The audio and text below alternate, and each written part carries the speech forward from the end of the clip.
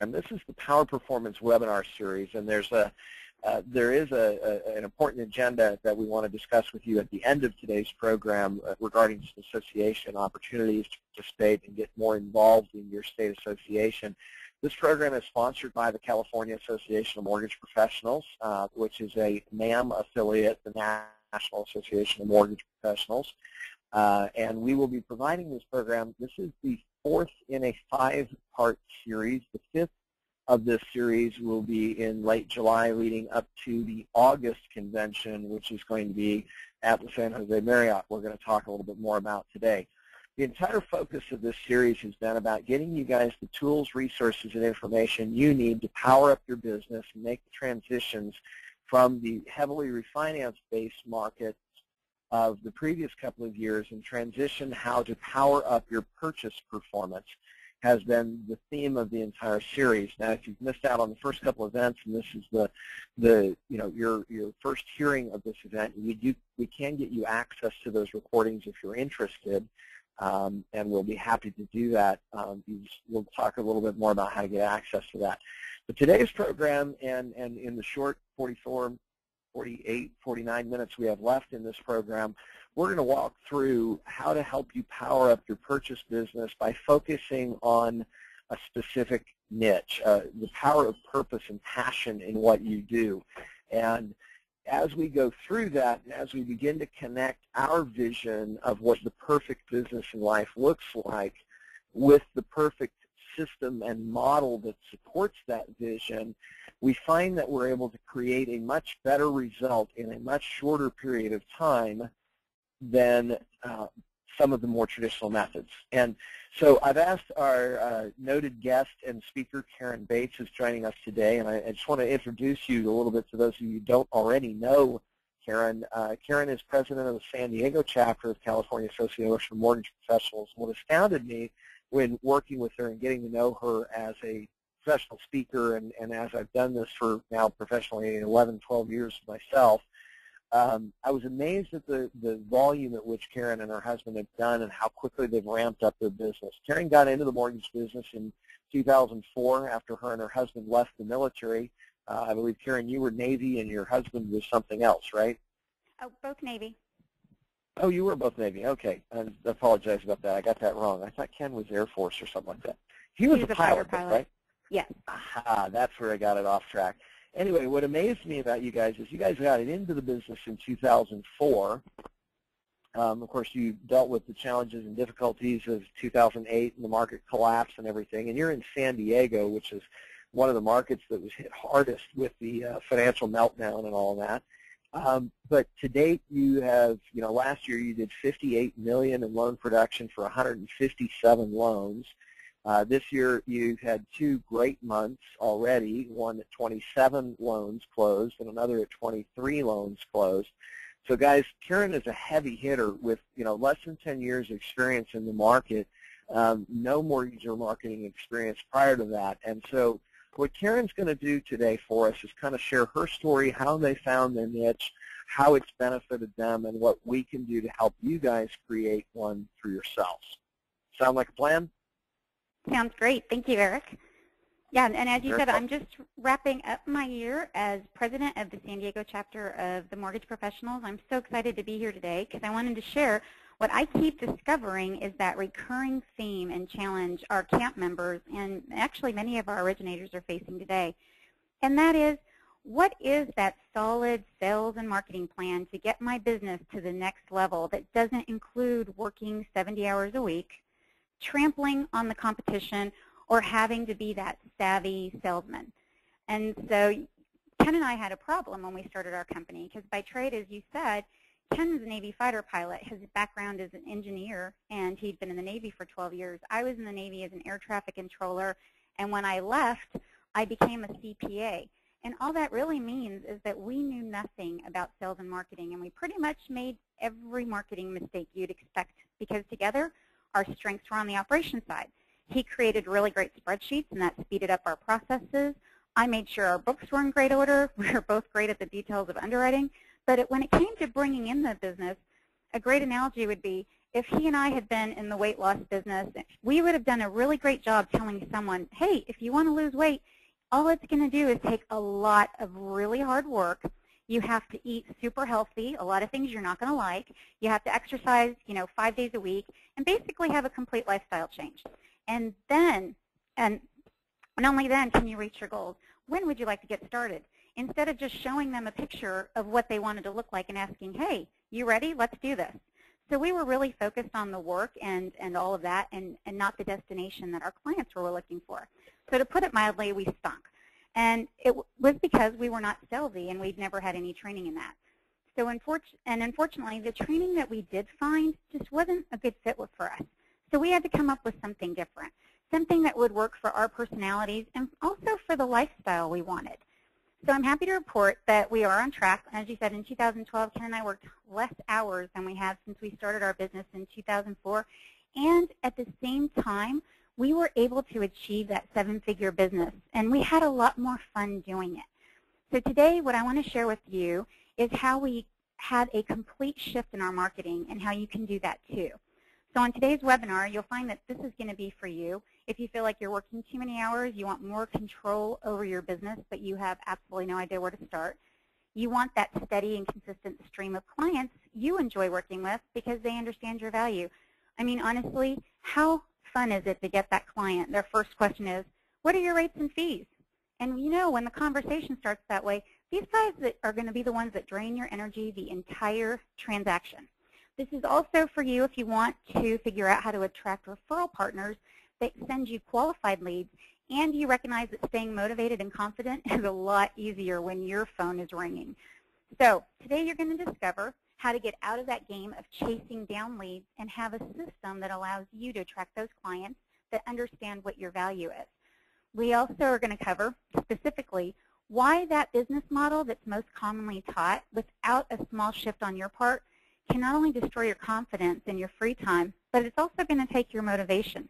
And more importantly, we're going to go over the 3 simple steps you can take today to turn that around for yourself and your business.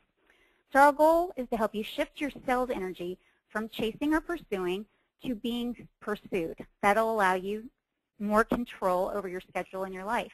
You're going to see that when you become the expert, you're going to be sought after for solutions. Ultimately, we've seen this lead to a steady stream of leads and income so that we're not lying awake at night wondering, wonder where that next client's coming from. When that phone rings or I'm making those calls, what kind of a client am I going to get? So if that sounds good, that's what we're doing today. Also, I wanted to tell you, I'm going to share with you as much as I can in the limited time we have together, but before I conclude, I promise to give you my contact information so you can reach me if you have more information. Okay, so let's get started. Oh, there's the slide. Make sure I can move this down. Oh, go back up one. Okay, I'll back it up for you, Karen. Sorry.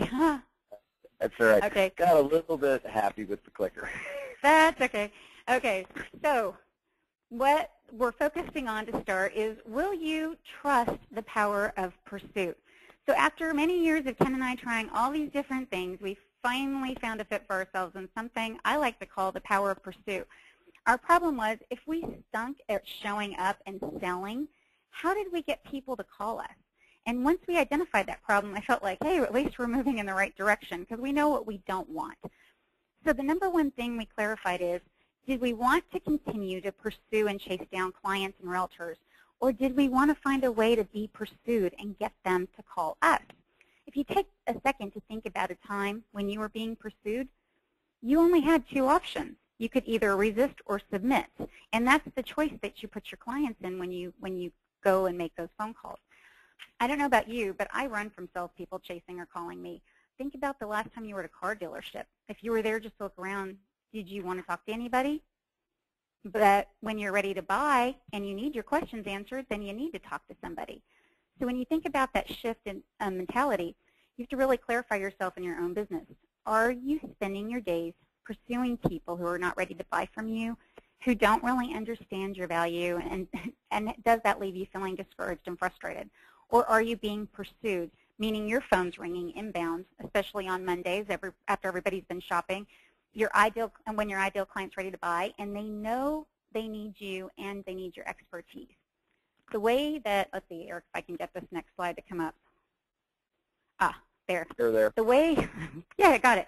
The way that Napoleon Hill says it in Think and Grow Rich is, general knowledge, no matter how great in quantity or variety it may be, is of but little use in the accumulation of money. I love that, but let's take a look at why he feels that way.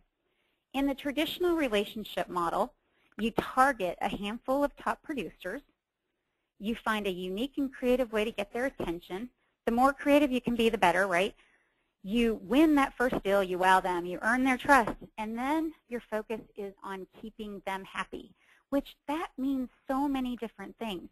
This model is great because if you get 10 agents and 10 deals from each agent, that's about $250,000 loan amount, let's say, and I know in California some of you have a much higher number there. That means $25 million in income, or volume, I'm sorry, and $250,000 in your annual income, and that's at a 1% comp plan. So that's not bad, right? But here's the catch. What this model doesn't say is that you have some very, very clever competitors out there, and you should be lying awake at night wondering who's going to steal your top producer and how they're going to do it, right? If anybody else besides me was super impressed at the mastermind in Vegas, especially I can think of that story I heard in 2012 when a top producing loan officer was talking about how she got the kids of a top producing agent scholarships to college by looking at her family tree. All I was thinking was, wow, not only am I not anywhere near that creative, I mean, seriously, my master's degree is in taxation, very square, but I absolutely have no desire to compete in that type of a playing field. The other problem is this is what your competition's doing, but the story's not over. When you look at this, to make matters worse, you have two other problems. The first is you don't get to focus. In order to keep a model like this, you have to be willing to do everything and anything for any of the clients your top producers send your way. And by everything, I mean everything from down payment assistance programs to VA to FHA to jumbo, even rehab loans. I mean, you literally have to be ready to sound like the expert every time that phone rings and your top producing agent has a new client with a new need. I was like, yikes. To be perfectly honest, I'm a great student. And I was valedictorian in my college. I had a 3.99 GPA. I was summa cum laude. I passed all 4 parts of the CPA exam the first time. Even with this proof of my good study habits, it was taking me hours upon hours upon hours to research every question and type of loan that came my way.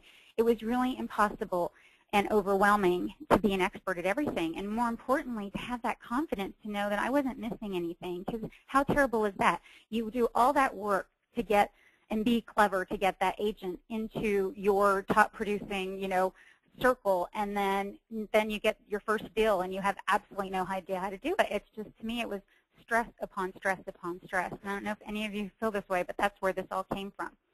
So this is what I believe is the rabbit hole that Napoleon Hill was talking about when he spoke of general knowledge. You basically have no focus. Oh, good. Okay, I'm getting this PowerPoint thing down. Okay, so Seth Godin, he put it in a completely different way in The Purple Cow. He says, in a busy marketplace, not standing out is the same thing as being invisible. When I saw this, I was like, really? Invisible? There is nothing to say here but ouch. And then I was thinking, well, Seth, that's a little harsh, isn't it? He obviously didn't realize that I was working 70 hours a week to be invisible. So your second problem, besides not being able to set your own focus, is that most realtors aren't really any better at running their businesses than we are, to tell you the truth. Because they're like us. They started it because they liked it, because they loved the clients. They wanted a little bit of flexibility. But many of them are in the same situation I was, where the sales and marketing is just not there. So in San Diego, for instance, I pulled up these statistics. I can do this. 9,914 agents worked on 36,000, a little over 36,000 purchases last year. How many deals did each agent represent?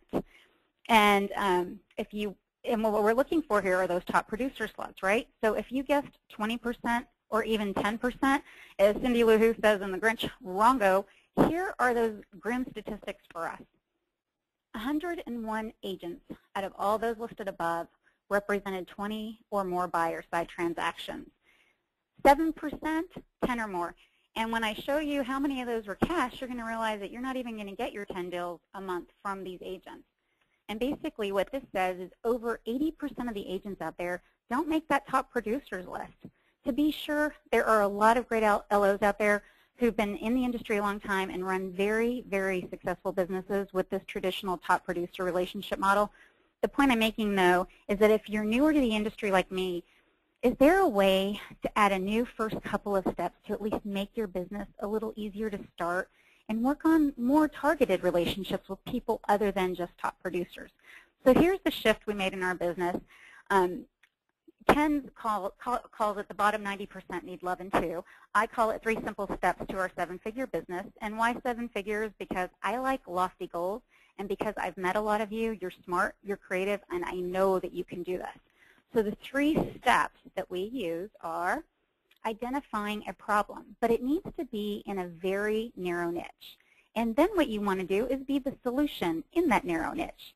The third thing you have to do is stay focused and consistent on your problem solution that you know how to solve better than anybody. I'm going to start with the first 2 steps because they really go hand in hand. When you identify the problem, the key here is you have to identify a problem you are passionate about solving, because business is really tough. You're going to have bad days. Passion is the key to get you through those challenges and keep you focused on the opportunity in spite of the challenges. Our passion is helping veterans. We've seen what a huge benefit our VA loan was to us. In fact, it gave us the home equity line to start the business. We had no idea how great it was. Neither do many of our fellow veterans. They have so much bad information out there. So when realtors come by our vendor booth at the association expos and tell me, hey, Karen, it's so great you want to help veterans, but it's so impossible to get their offers accepted. Good luck with that. I sometimes catch them off guard when I tell them, you know what, I couldn't agree more. That is a problem, especially in today's market. How many people are getting 20 offers on a home? But this is where the solution comes in. Since I know this is a problem, I get to spend all those hours in the evening, instead of looking up 203K and HARP and down payment assistance, focusing on solutions that moved some of our offers, actually an offer note, from 8th place to 1st place in the lineup and helped our veterans get their offers accepted. To me, that was like such a much better way of spending my time, because finding solutions to problems is something that Ken and I are both very passionate about. And it's exciting when your solutions work. Another agent shared with me when I visited her office in February, she said, Karen, I have a pilot who's pre-approved. And he tells me, because we've been looking for 2 months, that if he does not get into contract in the next 2 weeks, he's going to rent. So because he needed to focus on his flying. He was there for flight school. So I gave her our solutions on that day, and I can tell you, 27 days later, we had closed his loan. He had a home. She had her commission check. Think about what this means for your referral partners and their clients. Your agents are going to look great to their clients. So how does this work for us? And Erik gave you some of these details. We teach VA classes to agents. So far, we've had about 2,000 agents go through the classes since 2006.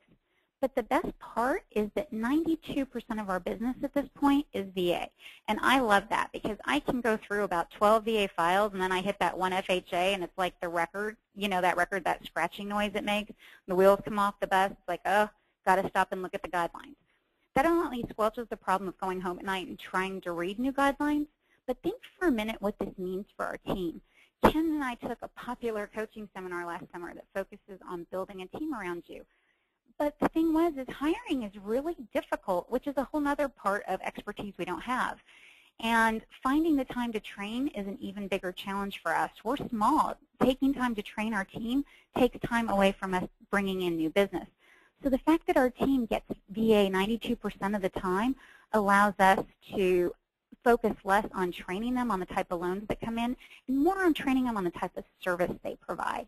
So we closed 157 deals last year with 92% of those being VA. But another thing is that we had 60 prospects alone in January from 46 different lead sources. And what we love about that is if one of our agents that is our personal top producer, maybe not 10 deals a month, But if they have someone find their child college scholarships, I don't have to worry too much because I still have 45 different lead sources the next day when I get to the office. That feels good to us because because like I said, we're not that creative, and it's so much more fun to focus on solutions, real solutions in the marketplace versus how to steal that client away. So now I can talk about that third bonus, or that third point, which is staying focused and how your message needs to be hyper-consistent. When we started the business, I wrote a 28-page business plan, which Ken and I crack up over now because a lot of it was good, but the sales and marketing piece was definitely the piece that we can have a really good chuckle over. But the one thing that really did help us, Eric, and you kind of mentioned this, was as we've gone through our business over the last few years and come to realize the traditional model and then how we could set ourselves apart and really bring agents to us, to bring their clients to us, was that our business plan was very focused. We knew that we wanted to serve the military because that's where we came from. We understood what it felt like to move 4 times in 3 years. That brings a whole different set of points there, and everybody has a history and a past that can help them find those clients that they love to work with too. So there's a lot of great ways to make money out there. There's HARP. And in my case, working with other CPAs, I hear that all the time. Oh my gosh, why don't you target CPAs? Because I like working with veterans. So I want to share how liberating it was to me the first time I was able to say, you know, you can ask me anything about VA. HARP, not so much, and I'm okay with it. The peace of mind and the freedom that came from not having to know everything was really, really priceless for me. So now we've covered the problems we encountered from our traditional referral-based business and the 3 steps that changed that. But the next thing I want to talk to you about is to show you how we can use the remainder of our time together today as the launch pad for your business, your next business launching an quantum leap. Whether that next level for you is moving your business from survival to stability or from stability to success, wherever you're at, take a look at this chart and what do you see? Well, I hope it's not that I chose poorly when building my niche, since VA is only 11% of that market. The real answer is there are a lot of ways to become visible. Think about what deals you've closed in the last 12 months. Were they mostly conventional? Were they from a specific industry? Were they mostly FHA? The question you really want to ask yourself are along the lines of, who was that absolute favorite client I had? Don't think of many. See if you can really just focus on one person and remember what it was that you loved about them. Why was that person your favorite client? What problem did you solve for them? I had a client one time who, he and his wife had moved quite a bit. They were renting a townhome, and they had tried to use their VA before, but it fell through. And I kept telling him, look, I am so sure I'm going to get this closed for you. He called me a week after it closed, and he said to me, Karen, you restored my wife's faith in me. And that was really powerful. You can go in a different direction with this, though. You can also ask yourself what type of referral partners you want to use. Do you have a favorite referral partner that you love to work with? I know my sister's supposed to be on the call, Carrie. She works over at Academy. She works with builders. What's the biggest problem or pain? Can you build a solution around it? Do you want to work with more builders? Can you build a solution around it and find more of these types of partners? Is that the business that you're working in? So spend some time today answering those questions and see what small shifts you can make in your own marketing message to attract clients and referral partners that you love. And with all that in mind, my question to you is, and this comes from Women's Council Realtors, are you ready? So this last slide might seem kind of hokey to some of you. Oops. Okay, so will you, oh, look, I went too far, Eric. Will you trust the power of pursuit and get uncomfortable, realize your gifts, and fall in love? Basically, what you have to ask yourself is, are you ready to change the way you think? This will make you uncomfortable. Believe me, it is not an easy feeling, feeling like you're turning away business or deals when you start talking about just one thing everywhere you go. You really have to be committed to making the change. It's so tempting to follow the crowd. I remember watching a fellow MLO who looked very successful to me. He had paid for a sponsorship, a hefty fee for a sponsorship, and he had 3 minutes in front of the audience. And I'm standing there, and I'm watching him. He uses precious time to do this. He says, we close fast. We're experts. We're direct lenders. We do everything. We do FHA. We do VA. We do jumbo. We do HARP. Oh, and we do rehab loans. His pitch honestly reminded me of the last time I browsed through the lenders' advertisements in our local realtor magazine. On every page it was the same thing in the hopes of not losing that one potential deal. Remember, this is how we become invisible. It's uncomfortable, but it definitely does change the direction of your business when you follow it. The other thing is, are you ready to realize your gifts? When you find a problem solution matrix you're passionate about, your unique purpose, and that's what Erik's series is on, and your skills, your purpose and your skills will really shine. You're going to find that when you really get what you were uniquely designed for and you're working with your clients in that, you don't really have any competition because the way you work is going to be so different from anybody else, and those clients you attract are going to be very different. You will find what you are uniquely designed to do. It's really fun. It makes the industry fun again. So I hope if this last slide does sound a little hokey, then I hope that you do subscribe to Success Magazine. Darren Hardy's June Success CD spends the last 5 minutes talking about your unique purpose that brings passion, and subsequently how that brings a life you love, which is definitely what I found, which leads me to my last point. Are you ready to fall in love? Are you ready to move past long hours, sleepless nights, and really work towards falling in love with something you don't usually think of? Your systems, your business, and your industry, because these things are what allow you to create a life you love. In my role as president for CAMB, I met a lot of people who said, and I don't know if any of you know anybody like this, it's great what you're doing, Karen. I appreciate your enthusiasm, but boy, is it a lost cause. Then they proceed to tell me how hard it is to get people to events, all the challenges they had in the past, and why basically it's hopeless. And then they tell me, your passion's sweet to watch, it's even refreshing, but boy, wait till you see. And I agree. Just like I agree with the realtors that VA offers are hard to get accepted, it's hard and it's discouraging. But as Zig Ziglar, my great mentor, says, and I'm going to paraphrase and add in some of my own thoughts, truly the one thing worse than going through really hard times or having horrible things happen to you and watching the bubble burst or your business disappear like everybody did in the mortgage industry is allowing those hurts and devastation and the past to also ruin your future, because today's a new day and there are a lot of clients out there that need your help. So in closing, I just want to share with you my contact information. The best way to get a hold of me is my email address, and I'm actually going to be out of the office most of July on vacation, but I will be at the August, the Camp Lending Conference, Erik, and I know you were going to tell them about that later on, but I want to thank you all so much for your time today. This was really fun for me to put together, and so now I'm going to hand it back over to our wonderful host, Erik. Well, thank you very much, Karen. I'll tell you what, guys, as we go through some of these questions, we are going to be doing some live Q&A here for about the next 10 to 15 minutes. So please go ahead and post your questions, thoughts, ideas. I know that Karen's presented you with some counterintuitive thoughts, and as she did a very good job illustrating, the tendency to want to be everything to everybody means we're of no value to anybody.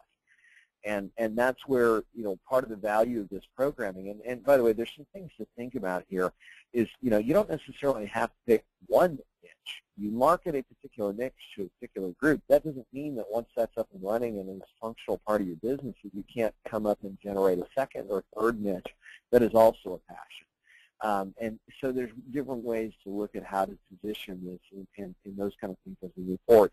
But why don't you guys go ahead and start working on posting some questions for Karen and I here, and we'll start with the first one that pops in that I'm going to go ahead and get started with is and I think it's just more of a curiosity, but I'm going to ask it anyway because I think it's a cute, hopefully a cute story. Karen, you told the story about how you helped the pilot actually get into the house in 27 days.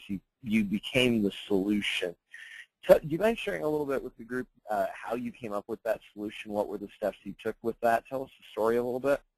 Yeah, actually, it comes with, like you said, I really like the idea of we had a focus of working with veterans, but if you think sometimes VA isn't always the solution for them. So we do have to know how to do other types of loans as well. So it's kind of a community that we picked, which really keeps that broad open. But what we did was we had been toying with the fact of, hey, these offers, the market kind of turns fast on you. So one day you're in a buyer's market, and the next day it's the sellers, and you've got 25 offers, and your offers aren't getting accepted. So what Ken did was he created a really cool pre-approval letter that he'd been wanting to create for quite a long time.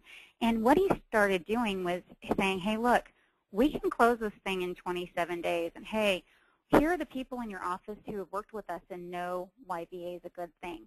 And, oh, by the way, here's our referrals, and here's the things that we checked when we wrote this pre-approval.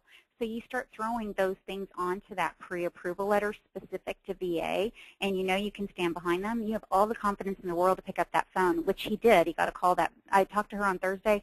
He got a call on Monday. He talked to the listing agent. They loved what he had to say about VA, got into contract, and then that's how we ended up closing. Awesome, awesome. Well, and there's another element to that you could even take one step further. A number of our clients are finding great success, and actually it was kind of interesting. Those of you who don't know me all that well yet, my background was originating. I mean, I got in the business in 1996, worked as a junior loan officer for about 18 months, and then went out on my own as originator. The last 12 months of my origination career ended in August of 2002, and I closed 237 transactions. Part of the reason I love Karen's niche is because it was also a niche I shared. I focused on working primarily with military families. My office happened to be right outside the gates of Fort Leonard Wood here in central Missouri. That last year that I closed 237 loans, I did 90% or better first-time homebuyer government loans, FHA and VA, and about 90% purchase. And so one of the things that we learned along the way is that there's opportunities to be a significant asset. And we talk about how to translate from being a vendor or service provider to being an advisor and true partner. With the clients, with the borrowers, it's about translating from being vendor to advisor, the long-term service provider. With the realtors or financial planners or CPAs, we talk about how to be a business development partner with them. I don't even call them referral partners anymore because I want to focus more on the business development assets, what I can do for them. And one of the beautiful things I heard in what you just shared is that you're proactive in finding the solution to the biggest challenge that a lot of your clients have, which is this whole situation of getting started late in the game, getting into the multiple bidding war situation on a property and finding themselves being 8th or 9th on the list, or even not even getting a look at. So taking advantage of the opportunity to be proactive, and maybe even if there's an opportunity, some of you have the ability to do this, some of you won't, but maybe even take it to the level of actually going through getting a full underwriting review and commitment.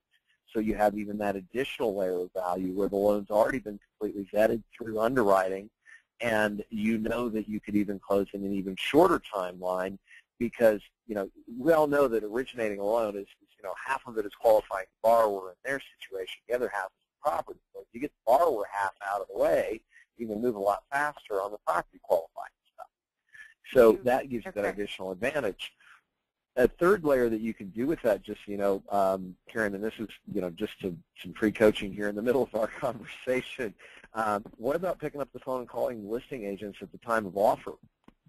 The reason I suggest that actual idea is we were doing a webinar I was doing within our coaching client base and within some of the Maximum Performance webinar series that we do for our own audience.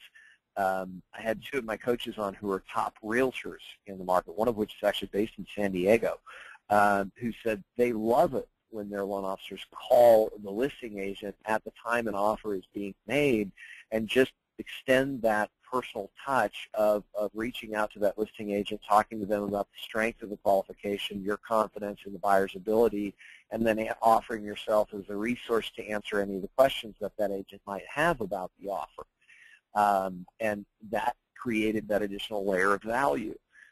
Okay, so as we move through another question here, I'm searching for the next question real quick. Okay, so there's a series of questions coming through, Karen, about your marketing approaches and how you created visibility for this niche. How did you advertise? Yeah, and actually that's a very good question. Basically, when I talked about our business plan, one of the things that we decided in 2007 was for our town, San Diego had a lot of people, and you'll have to decide this when you look at what market you're marketing to. San Diego has a lot of veterans, and we didn't have a lot of money. and it's very difficult to reach them. And so what we found was, hey, the veterans didn't really understand the value that we brought, but the agents did. And so all of our marketing from 2007 forward has turned to marketing to realtors. And, you know, talk about a progression, Eric. We started with a 2-hour free seminar that we would teach to realtors, and now we've created a whole VApro connection, a VApro network of realtors where they take our training. It's now an 8-hour course. They can use a logo. And we've been able to, because we're so focused on helping the military and we keep seeing these problems, like there's 22 million veterans out there and only 1.6 million VA loans, and now that's what's keeping me up at night. It's so much more fun than wondering if the phone's going to ring or who I need to call on. So when we figured that out, we wrote this 8-hour course, and honestly, what I did was I just showed up everywhere I could. I joined Women's Council of Realtors. I sat on their board of directors for 4 years. I invited all the agents who would listen to me to please come to our seminar and hear things that they're not going to hear anywhere else, and that worked. And it took a time. It took 3 years to get all of them through, and then they took that to SDAR for me, and then SDAR picked up our course.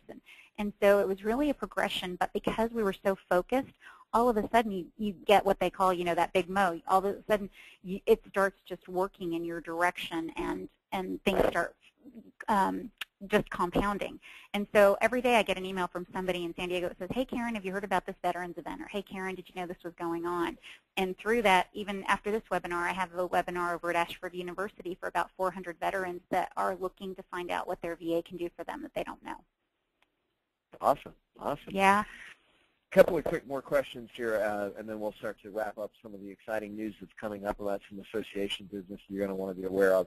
All right, so one of the additional questions is, let's see, what have you found to be the best way to have buyers spread the word? I asked the question, and I'm going to give it to you. I'm assuming there's some viral nature to this as well. I'm sure you probably experienced some of that, Karen. Did you find your buyers had a shared passion to you? The buyers had a passion for us. They do, but you know the problem is a lot of the people that we work with are active duty, so they're moving in and out. They have their friends coming here. Not everybody's coming to San Diego.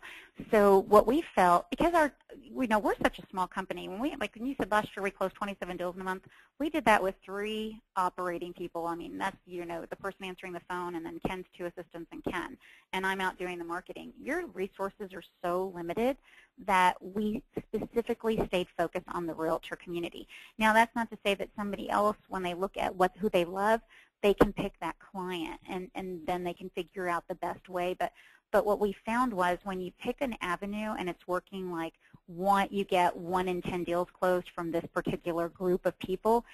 When you can look at those numbers at the end of a year and the end of 2 years and see which ones are converting better, that's what Ken's so genius at with his engineering background. He's got these spreadsheets, and he can say, hey, look, here's where the leads came from. When this source of leads only gives us 1 in a 20 conversion, this one gives us 1 in 5. So let's put money, time, and energy in this market here. Mm-hmm. Does that help? An element of performance tracking, which is actually kind of an interesting tee up for the next part of the conversation, which I'm going to go ahead and position to at this point. One of the things that we've been doing is through the course of this 5-part series, we've been exposing you on purpose, and I say we, CAMB and Maximum Acceleration, my coaching company, have been exposing you to a wide variety of ideas on purpose to give you a flood of different new things that you could try doing to help you tackle some of the challenges in growing your business and in your market.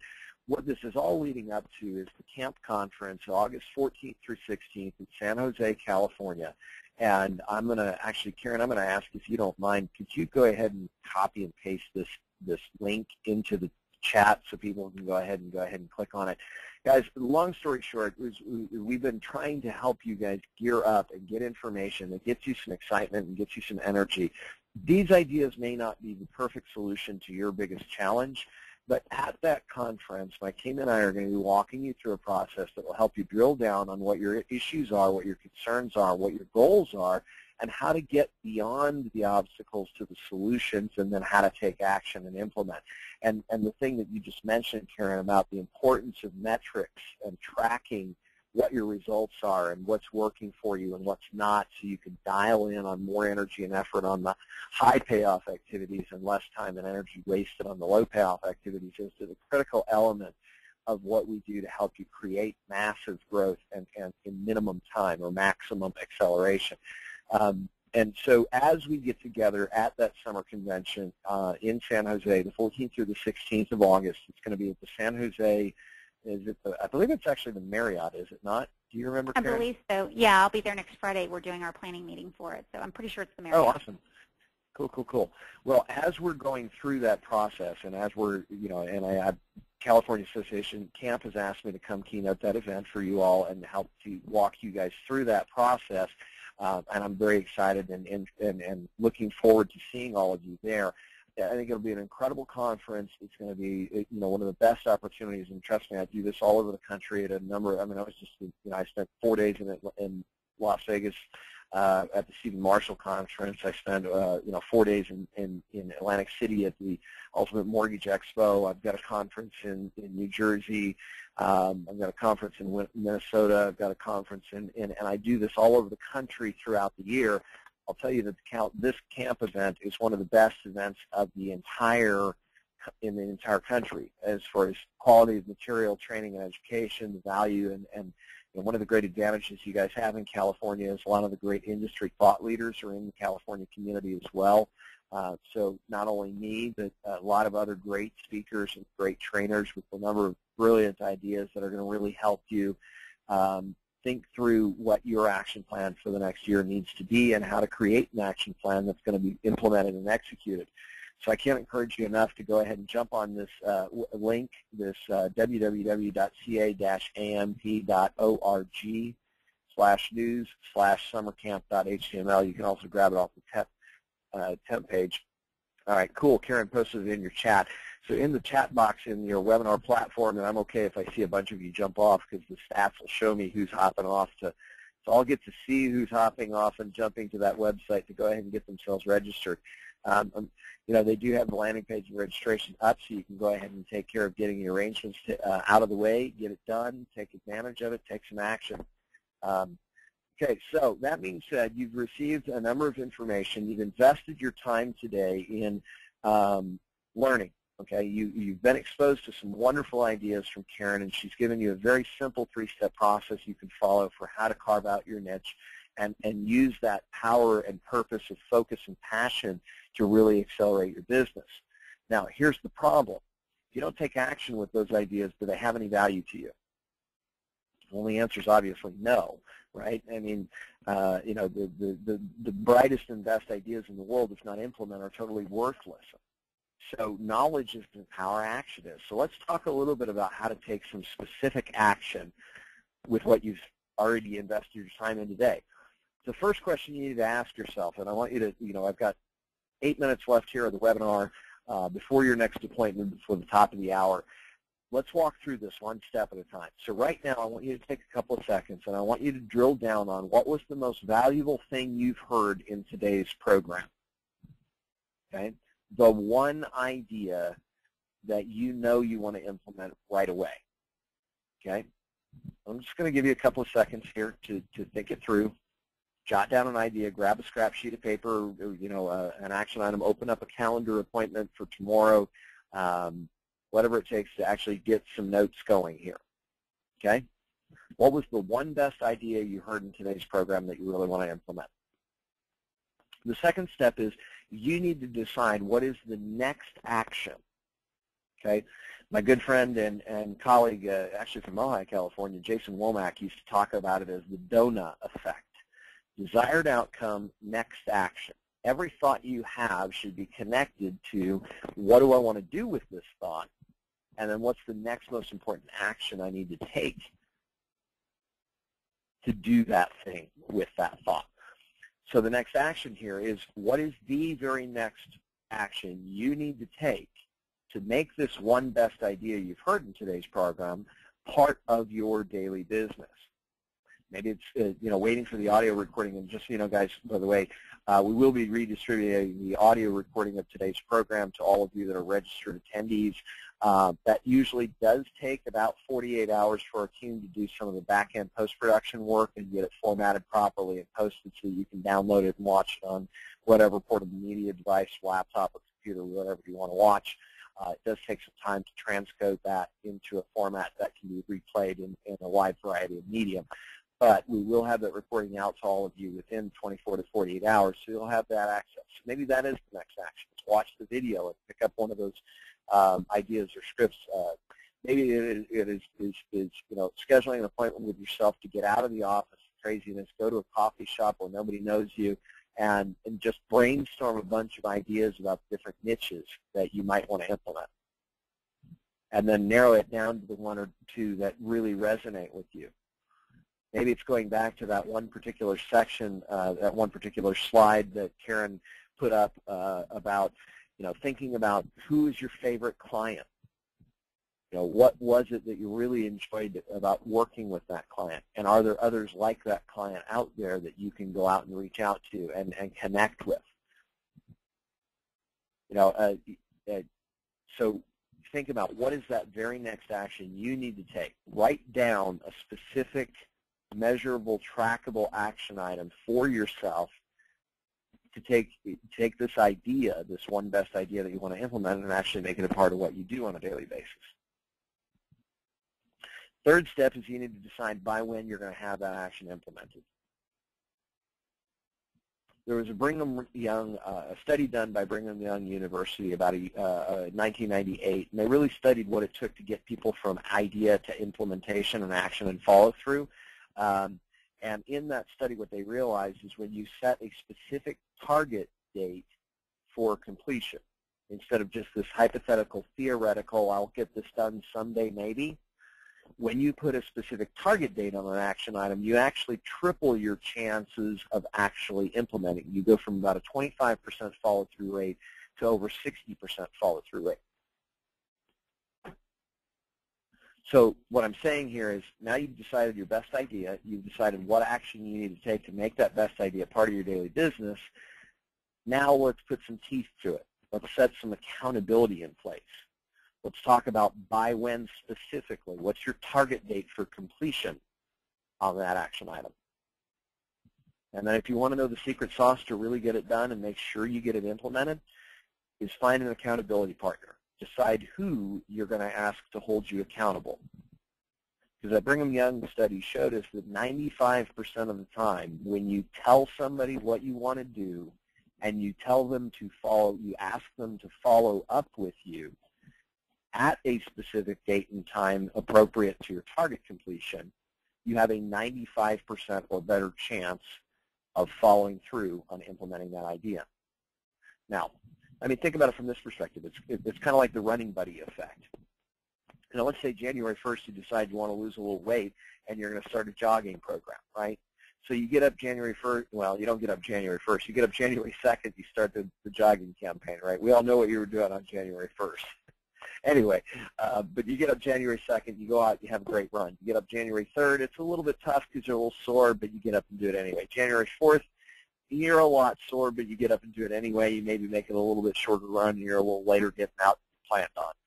January 5th, you get up, and it's wet, and it's nasty, and it's cold outside, and you just don't feel like it because you're totally exhausted. So you roll back over and go to sleep, hit the snooze button a couple more times. Do you ever get up and go jogging again? Here's the alternative option. What if you decided the same thing? Okay, I want to lose some weight by starting a jogging program. And you tell a friend who happens to be in your neighborhood at the neighborhood Christmas Eve party or New Year's Eve party. And he says, you know, that's a great idea, Bob. Why don't we do this together? Okay, so it's January 5th. You're cold. It's cold outside. It's wet, nasty weather, and you really are exhausted from the 3 previous days of running. But you get up and do it anyway because you know your buddy's going to be on your doorstep at 5:30 to take you jogging, right?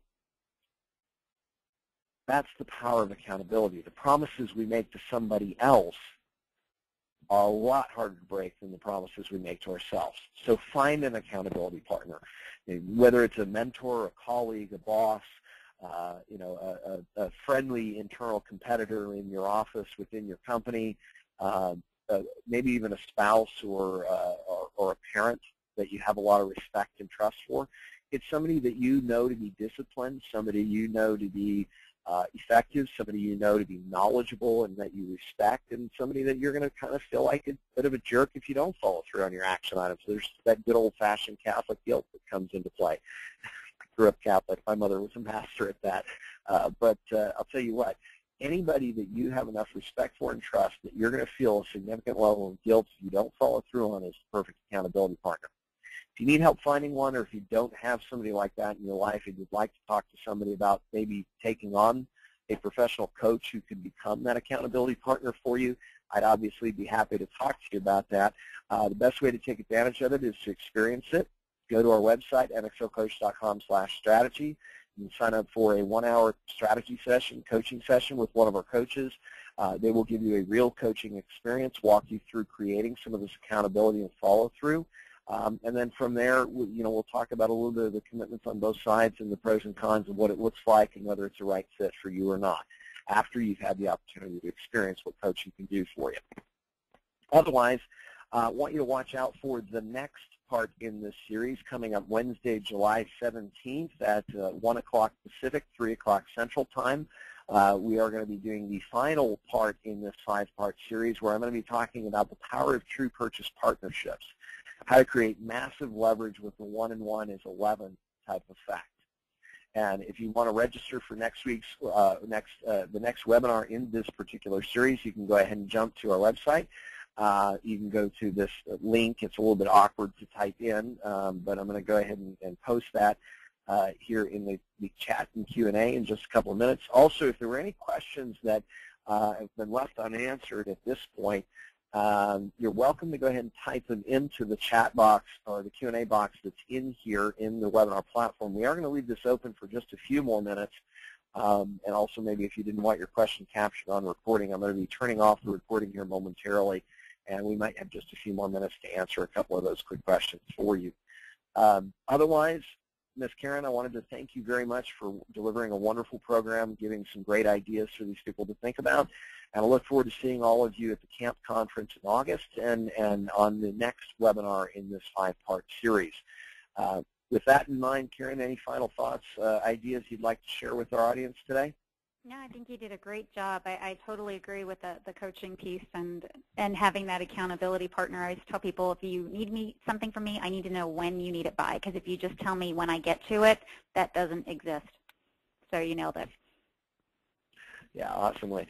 Well, I mean, I tell you what, it's a lot of science research and planning that's gone into the thousands of clients that we've had the pleasure and privilege of working with over the last, well, gosh, I guess we launched the coaching program in early 2006. So going on almost 9 years of doing this full time.